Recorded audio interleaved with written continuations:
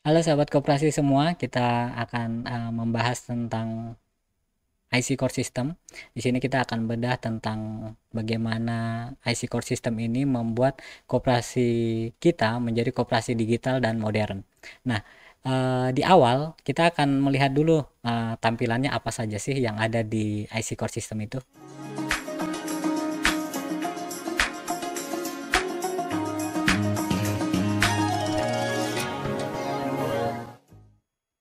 Oke, di sini kita sudah berada di satu halaman IC Core System dari Koperasi Konsumen Demo. Ya, kita akan coba kulik ke dalam, kita bedah di dalam, kita pelajari apa saja sih yang bisa kita manfaatkan dari fitur-fitur yang ada di IC Core System ini. Nah, untuk masuk ke dalam fitur-fitur yang ada di IC Core System ini, kita masuk dulu, kita klik di sebelah kanan atas, sebelah sini. Ini ada tombol untuk masuk ke akun saya, kita bisa klik. Nah, kita akan masukkan username dan password kita di sini. Nah, tinggal masuk login. Oke, kita diarahkan ke halaman dashboard. Nah, di halaman dashboard ini, kini kita bisa lihat nih perkembangan anggota dan pengguna kita. Jadi kalau misalnya kita punya anggota ada 100, kemudian naik lagi bulan kedua 200. Nah, di sini nanti bisa kelihatan nih keanggotaan kita naik ataukah keanggotaan kita turun. Begini. Nah, ini sangat informatif bagi pengurus maupun pengawas untuk melihat perkembangan keanggotaan. Begitu. Jadi sangat mudah sekali untuk mendapatkan informasi bagaimana sih kondisi keanggotaan kita saat ini. Apakah perlu ditingkatkan ataukah ini sudah cukup dan memadai untuk kita menjalankan bisnis koperasi kita. Oke, yang berikutnya di sisi sebelah kanan ada simpanan utama. Di sini simpanan utama.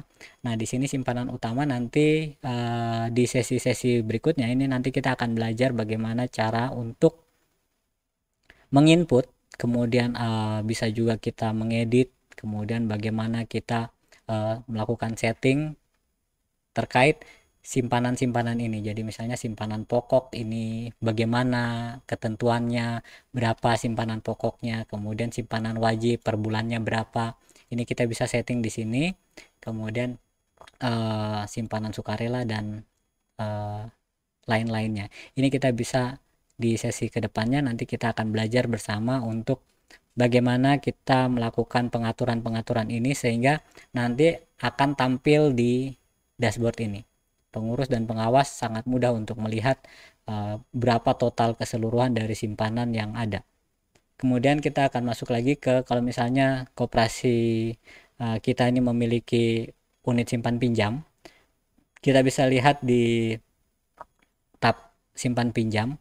Di sini masih kosong, namun nanti kita akan belajar sama-sama bagaimana menginput, bagaimana mengedit, bagaimana menyeting terkait simpan pinjam, unit simpan pinjam kita, unit simpanan dan unit pinjaman, sehingga nanti nilai-nilai yang ada di sini akan keluar semua secara otomatis digenerate oleh sistem ini. Kemudian dari hasil dari unit-unit tadi, keuntungan-keuntungan itu bisa kita lihat di SHU, sisa hasil usaha.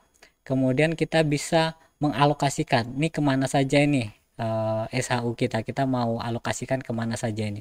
Di sini sangat mudah. Di sini bisa dilihat misalnya kita mau alokasikan dana cadangan. Untuk dana cadangan misalnya 10%. Ini di sini kita bisa melakukan edit untuk dana cadangan. Oh, nanti dana cadangan misalnya 10%. Kemudian jasa anggota nanti tergantung dari masing-masing koperasi, beda-beda sih. Tergantung dari keputusan koperasi itu bagaimana pengaturan ini. Nah, di sini pengaturannya masih kosong semua, belum diatur, sehingga nanti kita akan sama-sama di mana sih dan bagaimana sih cara untuk mengatur SHU ini supaya pada saat keuntungan koperasi itu didapatkan, itu bisa langsung secara otomatis dibagikan ke anggota melalui perhitungan tadi. Sudah otomatis langsung masuk ke simpanan masing-masing anggota, jadi nggak manual lagi. Begitu. Nah, kemudian dari setelah SHU kita akan melihat di performance. Di performance ini indikator untuk koperasi apakah koperasi itu sehat atau sedang sakit. Nah, di sini kita bisa melihat pengurus dan pengawas bisa sangat mudah untuk melihat bagaimana key performance indikator ini tercipta. Jadi kita lihat misalnya nih laba bersihnya berapa sih tahun sebelum, periode sebelumnya, ini bisa bulanan bisa tahunan, periode sebelumnya berapa, kemudian sekarang berapa, apakah terjadi penurunan atau peningkatan. Di sini bisa dilihat mulai dari pendapatan, kasnya ada berapa, biaya, kemudian berapa sih keuntungan kita bulan kemarin dan bulan sekarang, perbandingannya bagaimana. Ini kita bisa melihat di sini.